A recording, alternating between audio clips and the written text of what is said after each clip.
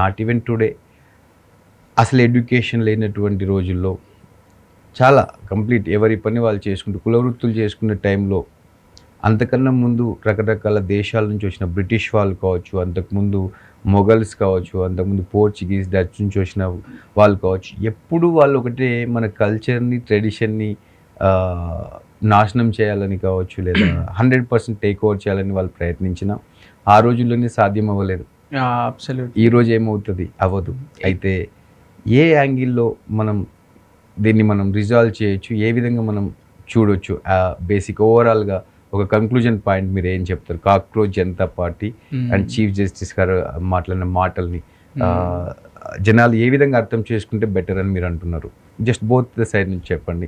Chief justice గారి మాటలను ఎలా అర్థం చేసుకోవాలి, కాక్రోచ్ జనతా పార్టీ పెయిన్ని మనం ఎలా అర్థం చేసుకోవాలి? 100% the statement made by Chief Justice of India was wrong. 1000%, there is no doubt on that. But తర్వాత క్లారిఫై చేశాడు ఫేక్ సర్టిఫికేట్స్ అని చెప్పి, బట్ డ్యామేజ్ అప్పటికే జరిగిపోయింది. ఒక హోదాలో ఉన్న chief justice of India is next to the president of the country. ఎప్పుడైతే ప్రెసిడెంట్, వైస్ ప్రెసిడెంట్ వీళ్ళందరూ లీవ్లో ఉంటారో, he will assume the power of a president of India. మనం ఒక హోదాలో ఉన్నప్పుడు, ఒక లార్జెస్ట్ డెమోక్రసీలో ఉన్నప్పుడు, ఒక రెడ్ బుక్, ఒక కాన్స్టిట్యూషన్ ఆఫ్ ఇండియాని అబాయిడ్ అయ్యే వాళ్ళము.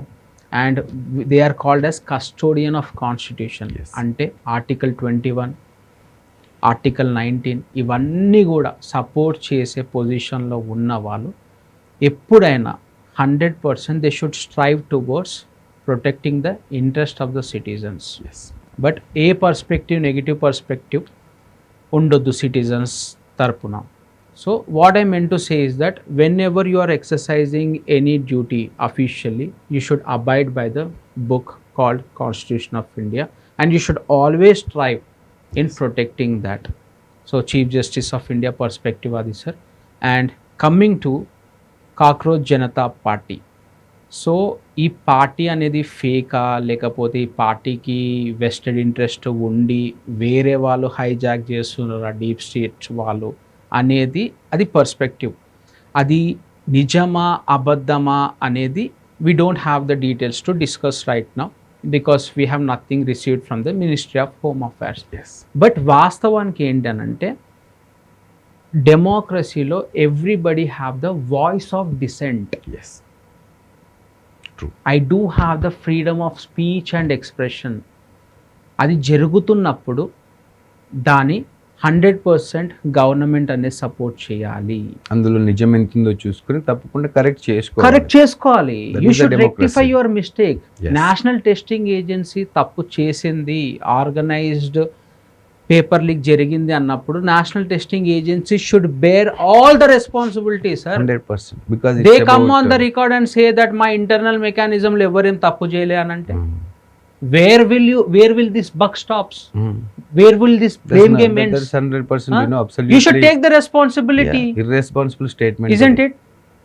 Because crores of people, emotion, hard work, competency, and in fact ఎంతో మంది నిద్రాహారాలు మనకి కష్టపడి ఎగ్జామ్స్ రాస్తుంటారు. అలాంటి వాళ్ళని నువ్వు సింపుల్గా అలా తీసేయడం అనేది it's 100% irresponsible act. That's what nobody is supposed to do that. Whenever you are being questioned for your irresponsibility, you should give the answer to the other person, because based upon the other person tax only we are living. Yes, the country is being driven by that taxpayers money. Those guys are like future of India, future of world.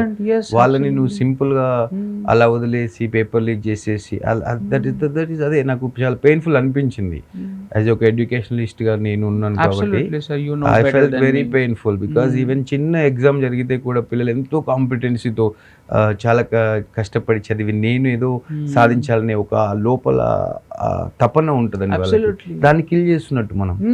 రేపు exam రాస్తే కూడా వాడు ఎగ్జామ్కి వెళ్ళే పిల్లలు మళ్ళీ paper leak అనే guarantee ఏముంది ఏమో అని ఒకసారి ఒక నిర్లిప్తకి వెళ్ళిపోతే they don't show much interest. అది 1-2 times రిపీట్ అయింది, 3 times రిపీట్ అయింది, ఇలానే కంటిన్యూస్ అవుతుంది అంటే so end of the day complete అసలు ఈ ఎగ్జామినేషన్ మెకానిజంకే ఒక పెను ప్రమాదం అయ్యే అవకాశం కూడా ఉంటుంది. ఎందుకంటే this is not even first time. Maybe NEET first time second time కానీ ఇది అదర్ ఎగ్జామ్స్ పేపర్స్ లీక్ అవుతూనే ఉన్నాయి. It has been. సో మేము ఈవెన్ చిన్న స్కూల్లో ఒక ఎగ్జామ్ పెట్టంటే దాన్నే మేము చాలా సెక్యూర్గా చూసుకుంటాం. అలాంటి లక్షల మంది స్టూడెంట్స్ ఇన్వాల్వ్ అయినప్పుడు 22 ఎంత lakhs. జాగ్రత్తగా ఉండాలి, ఇంకా జాగ్రత్తగా ఉండాలి. సో ఆబ్వియస్లీ ఏది ఏం జరిగినా డెమోక్రసీలో మీరు చెప్పినట్టు ప్రతి ఒక్కరికి మాట్లాడే స్వేచ్ఛ ఉంటుంది, తప్పును క్వశ్చన్ చేసే అవకాశము ఉంటుంది. సో రూలింగ్లో ఉన్న వాళ్ళు మీరు చెప్పినట్టు వాళ్ళు చూసి ఎక్కడ ఏముంది ఎలా రెక్టిఫై చేసుకోవాలో చూసి పిల్లలకి రాబోయే తరం వాళ్ళే, ఎందుకంటే వాళ్ళే రేపు future of our country and our world.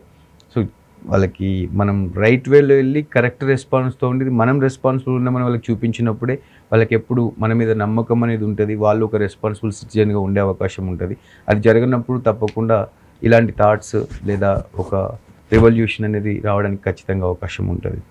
So అదేవిధంగా ఇంతకుముందు మీరు అన్నారు చీఫ్ జస్టిస్ అనే వ్యక్తి, అంటే జనరల్గా చీఫ్ జస్టిస్ గురించి నేను మాట్లాడలేదు, ఈవెన్ ఎనీ జడ్జ్, ఒక లాయర్ అయినా కానీ జడ్జి కానీ మనం చిన్నప్పటి సినిమాల్లో చూస్తాను. I never learn anything from books about this law and system. అయితే ఏదో మూవీలో చూస్తాను ఏంటంటే ముద్దాయికి శిక్ష పడకపోయినా పర్లేదు కానీ నేరం చేయని వాడికి శిక్ష పడకూడదు అనేది ప్రైమరీ రూల్ అంటారు. అవునా సార్? అది yes sir, absolutely. సో అప్పుడు ఇద్దరు వ్యక్తులు ఉన్నారు అనుకుంటే ఒకరు నిజమైన ముద్దాయి, ఒకరు ముద్దాయి కాదు. కానీ సాక్ష్యాలు బలంగా ముద్దాయి కాని వాడికే ఉన్నాయి, ముద్దాయి అనేలాగా. కానీ జడ్జి కావాలంటే ఇది ఆపొచ్చు, బికాజ్ ఇతనికి ఎక్కడో అనిపిస్తుంది ఇది తప్పు కాదు, ఇతను నేరస్తుడు కాదు అన్నప్పుడు వాడికి శిక్ష అయ్యట్లేదు. అంటే ఇద్దరు వ్యక్తులు ఉన్నప్పుడు, జస్ట్ ఇద్దరు వ్యక్తులు ఎదురెదురు ఉన్నప్పుడు తప్పు చేయని వాడికి శిక్ష పడొద్దు అని మనం అనుకుంటే జెన్జీని మొత్తం కలిపి మీరు ఇలా, లేదా అన్ఎంప్లాయ్మెంట్ యూత్ అందరినీ కలిపి కూడా మీరు ఇలా అనే స్టేట్మెంట్ 100% ఆ పొజిషన్లో ఉన్న వ్యక్తి మాట్లాడడం తప్పు అనేది నేను నమ్ముతున్నా. 100% నేను ఒప్పుకుంటాను మీరు అన్నట్టుగా. 100% రాంగ్ వర్డ్, బికాజ్ ఒక పర్సనే మనం డిసైడ్ చేయలేదన్నప్పుడు అన్ఎంప్లాయ్మెంట్ యూత్ అందరినీ కలిపి కాకూడదు తప్పు. ఆ అన్ఎంప్లాయ్మెంట్ యూత్లో కూడా ఎంతో సిన్సియర్గా ఎంప్లాయ్మెంట్ కోసం ట్రై చేసే వాళ్ళు చాలామంది ఉంటారు. ఫర్ ఎగ్జాంపుల్ ఇక్కడ మనం చూస్తే ఉస్మాన్ యూనివర్సిటీ, ఇక్కడే కాకతీయ యూనివర్సిటీలో చూస్తే వాళ్ళు సంవత్సరాల నుంచి గ్రూప్స్ ప్రిపేర్ అవుతుంటారు, సివిల్స్కి ఏదో చేయాలి, గవర్నమెంట్ జాబ్ చేయాలి, ఎప్పుడు నోటిఫికేషన్ పడితేనే ఎదురు చూస్తూ 10-20 సంవత్సరాలు గడిపేసిన they never done any crime, they never involve in to any crime. వాళ్ళు సిన్సియర్ ఎఫర్ట్ పెట్టి చేస్తూనే ఉంటారు. వీళ్ళు ప్రాపర్ టైంకి నోటిఫికేషన్స్ రావు, వాళ్ళు ఏదో వస్తుంది క్యాన్సిల్ అంటారు, ఎగ్జామ్ రాస్తారు, రిజల్ట్స్ రావు, రిజల్ట్స్ వస్తే ప్లేస్మెంట్స్ రావు, స్టిల్ దే ఆర్ ఓపిక్గా వెయిట్ చేసి వాళ్ళకి ఆల్రెడీ వాళ్ళకి ఆ పర్టికులర్ టైం ఏదైతుందో వయో పరిమితి అంటాం, అది ఏజ్ కూడా అయిపోయి ఇలాంటి పరిస్థితి వచ్చినప్పుడు ఏం చేయాలి మరి?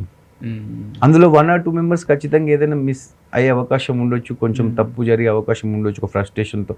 అది జరగకుండా చూడాల్సిన బాధ్యత కూడా మన ఇన్స్టిట్యూషన్స్దే అవ్వాలి తప్పితే వాళ్ళని అందరినీ కలిపి కామెంట్ చేయడం అనేది that's not right thing అని నేను అనుకుంటున్నాను సార్.